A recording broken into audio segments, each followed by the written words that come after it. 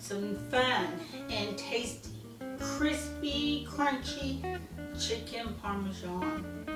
We're going to start off with some chicken. We're going to bread it. We're going to make some tomato, a nice light bright tomato sauce. We're going to build it with some sauce and mozzarella, and it's going to be so yummy. This is a perfect little meal for friends. Invite them over for Valentine's or birthdays or whatever event. Let's cook some crispy, crunchy chicken parmesan. First, I want to talk about our chicken.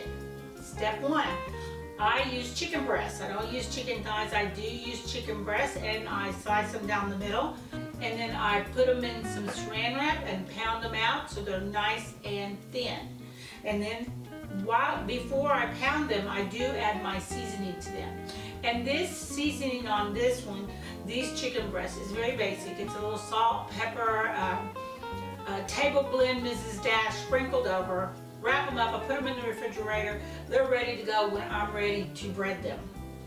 So they are ready to go, as you can see. We'll do that.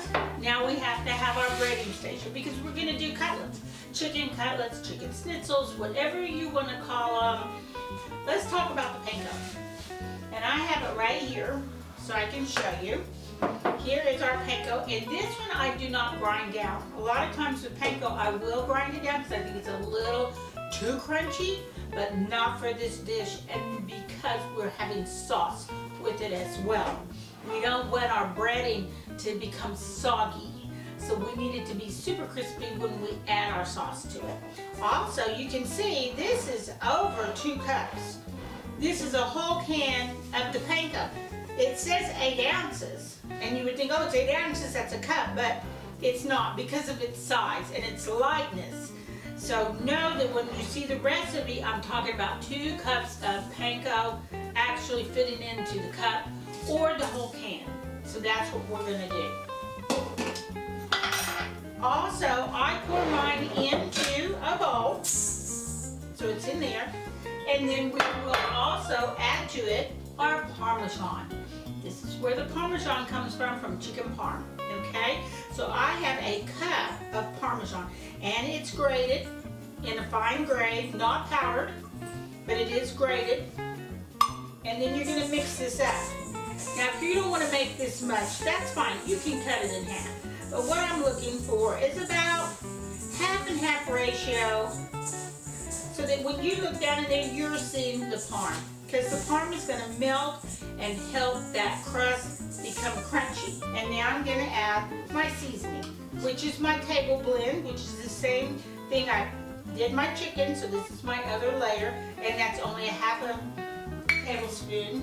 I have some Italian seasoning here, dry Italian seasoning, and then before I pour it in there, I break it up a little bit. So I'm going to put that in there. That's about a teaspoon. Now you can buy the Italian seasoned panko and breadcrumbs if you would like, but because I keep it in the pantry as a stock item, I never know what I'm going to use it for, and I may not want the Italian seasoning, but I always have Italian seasoning in the cabinet, so that's how I do that. And then I have about a teaspoon of salt, and that's kosher salt. So we're going to put that in there, and we're going to mix all that together. And I'm going to fill up this little tray. Now these are my little pizza pans, but I also use them for breading. And I can set that aside, and I have it for work when I need it. And now I'm going to put 3 eggs and whip them up in here. We're going to go ahead and crack these eggs in here. Try not to get any shells in there. I got a shell in there. No, I don't think anybody would notice. Probably add some crunch to it. This egg combined with the flour makes a paste that helps your panko stay here. Then we're going to put it on the rack, and we're going to let it dry for a while until we're ready to fry.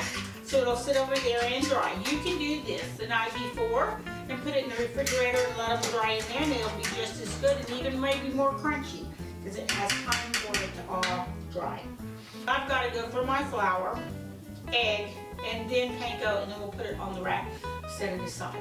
And then from there, we'll start on our sauce. So, here we go. First cutlet coming up. A little dredge, and we want this lightly dredged, as always. Pretty much just a light dredge. This is not a heavy coated thing. There we go. Here, and by the time I get done, I will have massive batch. You can put close if you want. And it goes in here. Tap it down.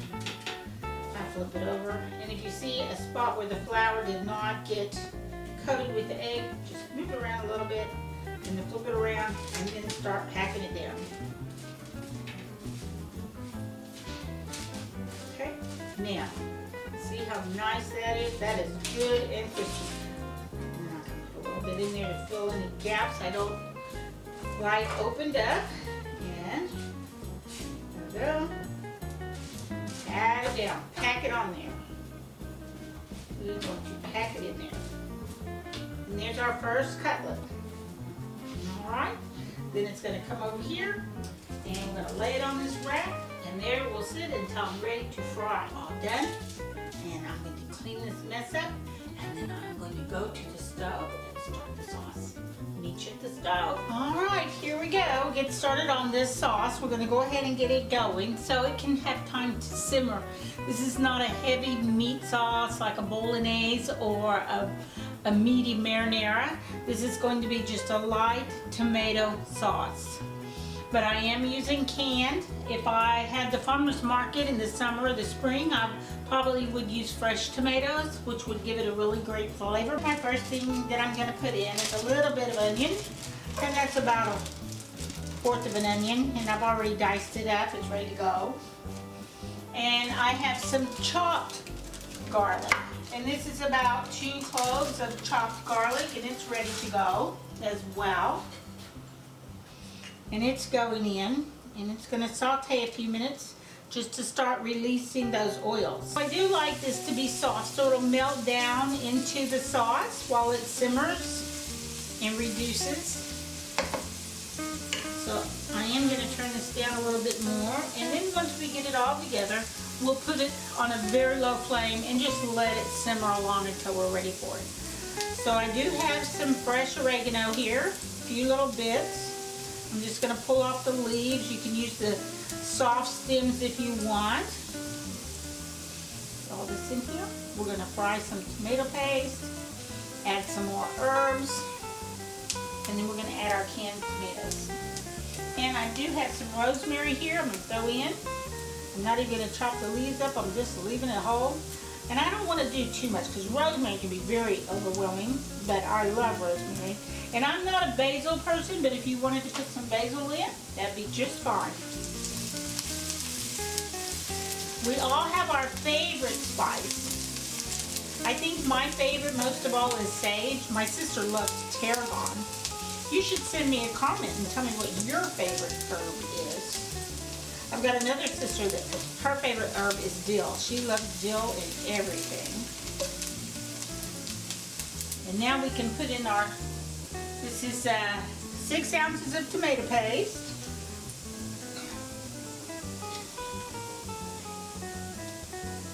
And it's going in. And we'll let it brown off. Right in the olive oil. Right in with our onions, our garlics, and our herbs. It smells so good. Now you can salt and pepper this at the end. I don't usually add a lot of pepper to this because I want it to be real bright and not spicy. It's just good and tomatoey. But you can add a little chili flakes if you want. Make it your own. Look at it turn colors. Oh, that looks so good. Okay. I'm going to go ahead and add in my salt and my Italian seasoning here. And I think I put a half a teaspoon Italian seasoning and then like a pinch of salt. Just roll that around in there. Let it keep on cooking for a minute or two. So here goes in our petite dice, and I have 2 cans of those.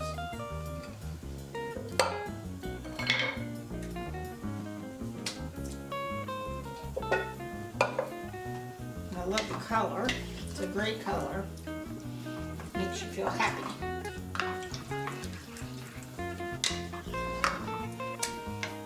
Okay, now I've got a huge 28-ounce can of crushed tomatoes.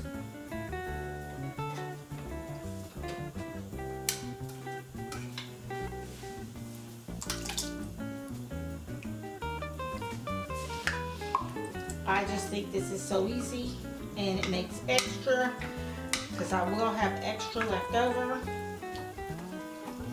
And that looks just perfect right there. Now, I can add a dash of balsamic or apple cider, and I might put a little apple cider in it, or some vermouth, which is white wine. Don't want to go anything dark. I want to keep it on the brighter side of things.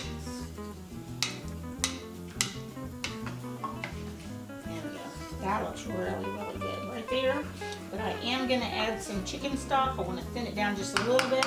But when it reduces down, I want it to be a little thinner. Here's my chicken broth, and I am using box.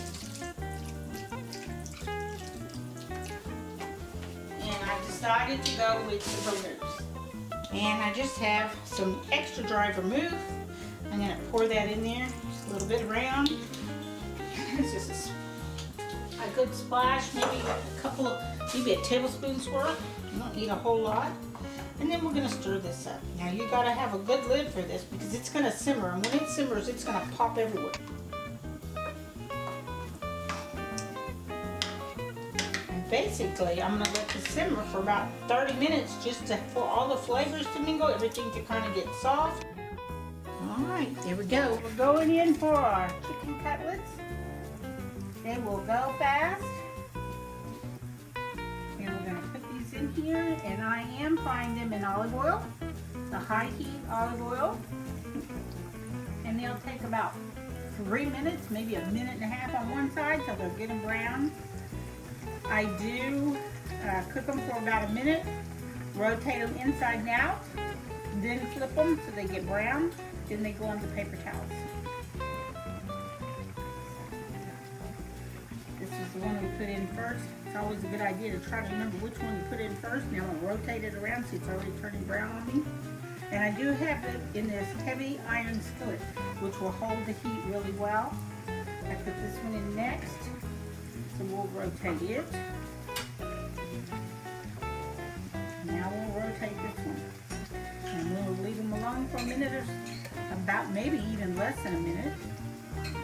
But remember, they're very thin cutlets, so they don't take any time to cook. We'll let them get good and brown, and we'll flip them, and then we'll take them out. See how brown they are. Oh yeah, just a little longer. My flame's about medium high, so we're doing good. Yep. And I like mine to be pretty toasty. Let's see how this does. Oh yeah, I think that was good. I'm turning it. Put this one in next. Oh, I think that looks good too.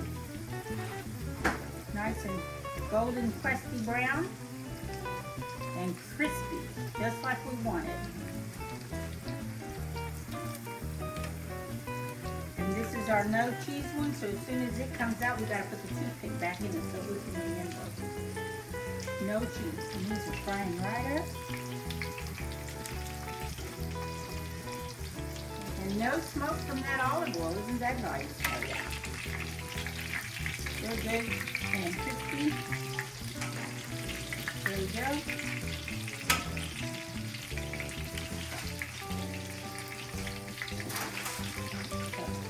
This is the one we put in first, and we're going to take it out and make sure we get our toothpick back in it.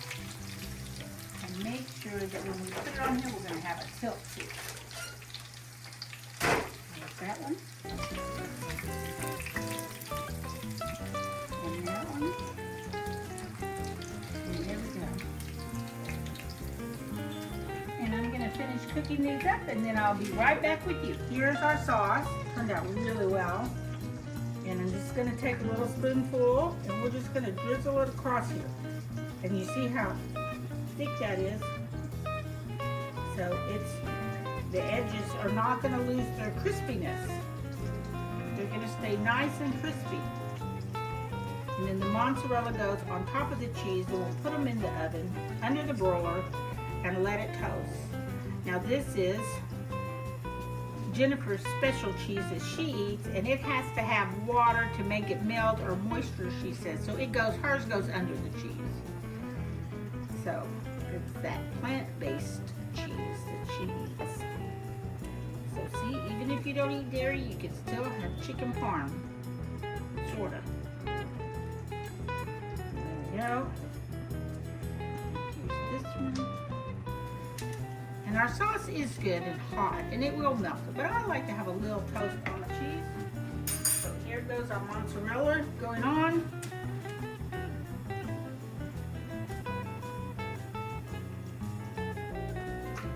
Pull it all around, and I like a lot of mozzarella. Maybe not as much as pizza, but a good layer. It makes you feel like you have a good cheese, sense of cheese on there. This is some cheesy chicken parm.